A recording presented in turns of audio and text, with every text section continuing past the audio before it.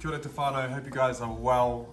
Today I really want to talk about variation and where I think it fits in your training and what I think variation training is and why I think it's also a threat to your training as well.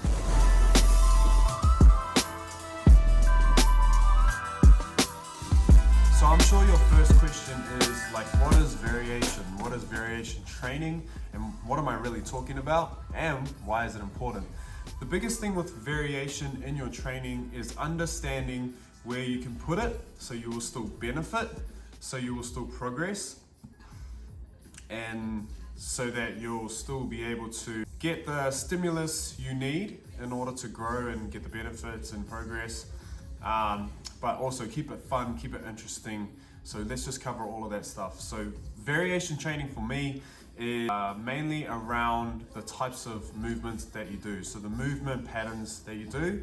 Some other people might perceive it more around like that, plus the reps and sets regime you use, the weight manipulation, and then even small tweaks in the types of format that you have for the week ahead. And why is this important? Well, one of the biggest things is if you have too much variation in your training, which means that you're chopping and changing things too often, then it usually becomes really difficult to try and adapt to something and see those benefits happening in real time.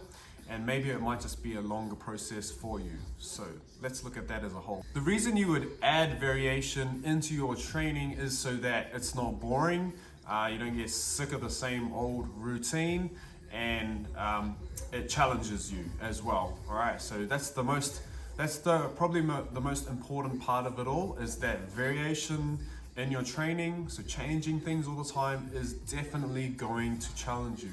And that's why it's important that we understand where it belongs in your training and how to utilize it best, and where to make sure that it's not becoming a threat to the benefits and the progress of your training. So probably one area that you don't want too much variation in your training is definitely with the main movements that usually consist of your common multi-joint exercises. So things like your deadlift, things like your back squat, your bench press, overhead press, pull-ups, those staple movements, which kind of feature variations of those as accessories as well through most workouts. Those are the ones that we really want to try and master first, and they take a long time to master because some of those things involve a lot of cues, a lot of understanding and body awareness in space. And then it just takes a long time to just build basic strength using them as well. So of course I want to be in a workout or in a training program that is going to give me the most amount of benefit for my desired outcomes, but I also want to be in a training program that's going to challenge me and make it interesting, make it fun. Okay, and so that's where we need to pick and choose where we put our variation. So step one is, like I said before, we're going to try and steer away from changing our compound exercises or multi-joint exercises that are the most common starting exercise of most strength workouts. So all squat type movements, all hinge type movements, all pressing and all pulling type movements. We want to try and categorize something underneath each one of those, and then we can pick and choose where we put our variation. But the great thing is, with those common multi-joint exercises that fit into those categories, and most of the time it's back squat, deadlifts, conventional, bench press, and like a pull-up or a bent over row, we can keep those for a long time and get a lot of benefit off just getting really good at those.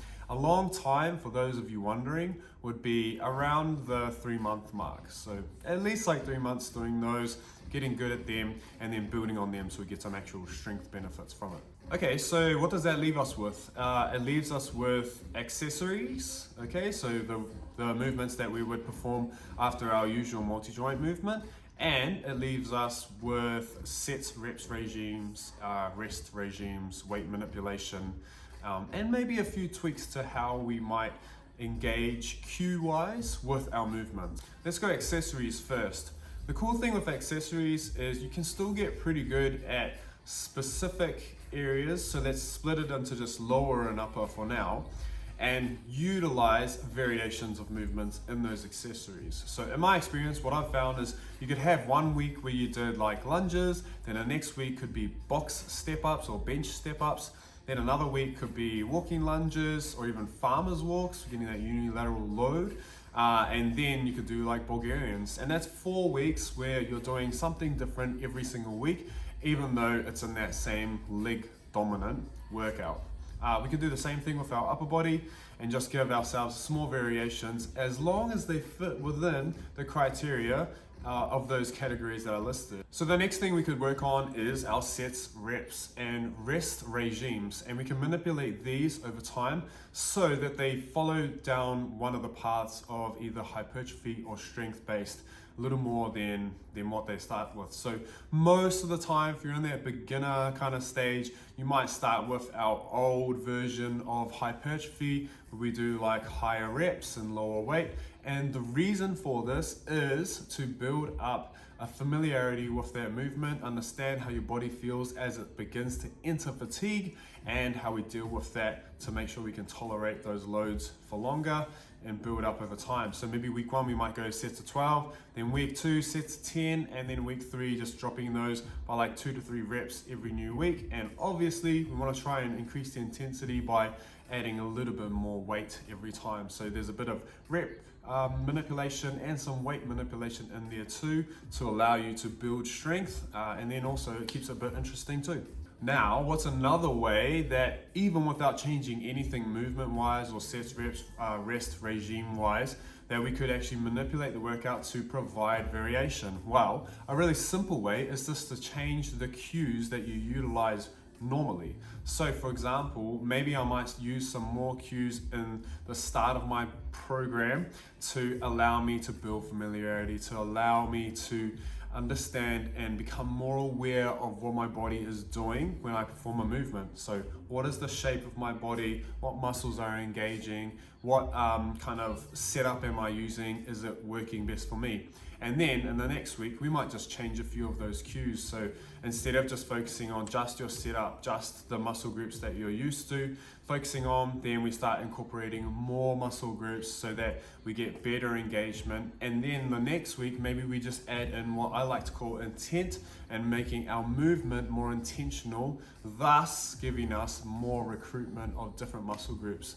And that's just another way that we can just manipulate just the way that we're moving by the way that we're thinking to change the outcome of the way we move the tin. All right, so those are a few different ways that we can add some more variation to your workouts without taking ourselves too far away from what we're doing, changing the variation too much that we can't get an adaptation to the stimulus or the thing that we're doing, the new movements.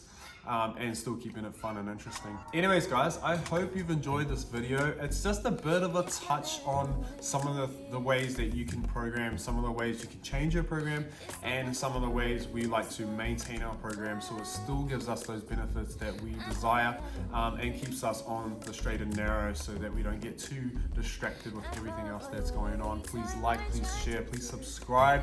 If you want to see more content like this, head over to The Collective Training over on Instagram, and yeah, have a look at us, DM us if you've got any questions, and if you're really interested in training with us, we have a bunch of different kind of programs we do for local and for online as well. If you've made it this far into the video, please drop a young sword down in the comments below. We really appreciate all of the support.